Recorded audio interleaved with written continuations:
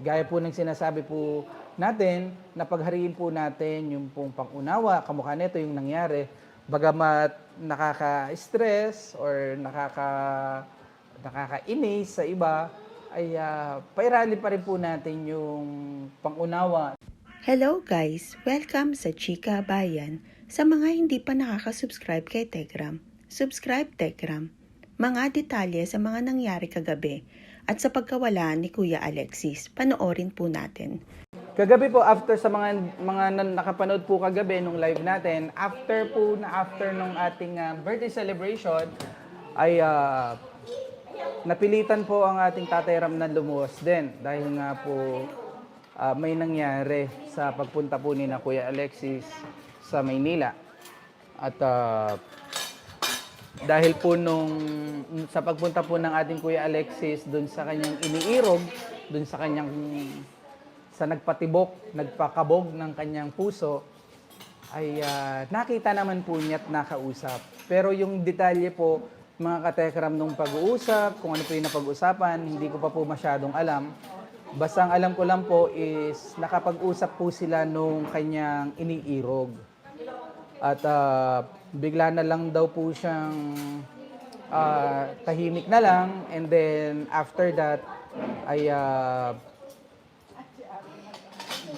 umalis. Kumbaga, umano po siya. Sinundan po siya ni Tech August, ngunit hindi po niya napansin na lumiko na pala si Kuya Alexis sa kanto, pero si Kuya August ay dumiretso. At doon na po nagsimula ang hanapan hanggang habulan, hanggang umabot po ng kanina pong mga anong oras na yun? Mga after lunch or mga ganun po. So, nakita po si Kuya Alexis, may nag-message po sa atin. Nakita po siya sa isang milk teahan.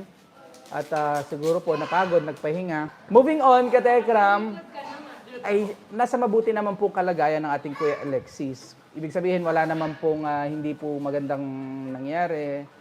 More on emotional, mental, siguro distracted siya. And magulo ang kanyang isip, yun lang po. Tapos, yung pang mga ibang nangyari ay nung pong napuntahan na ni Tatay Ram si Kuya Alexis, hindi po agad sumama ang ating Kuya Alexis. May resistance po at kinailangan po ang tulong ng barangay. So, hindi ko po lahat madidetalya ka Tekram, basta yung ano lang ba, yung summary lang. At ngayon po ay pauwi na po sila at kailangan po nilang dumiretso sa kanila munang bahay para mapag-usapan po yung mga bagay-bagay. Hindi lang na tiyempo, nag-timing kasi birthday ng ating Tatay Ram at nag-effort yung family, si Kuya Poren, and alam naman niyang merong mangyayari at doon lang po nagkaroon ng problem doon. Salamat po sa mga nanalangin, nakipag-coordinate po sa amin para po matuntun po ang ating Kuya Alexis.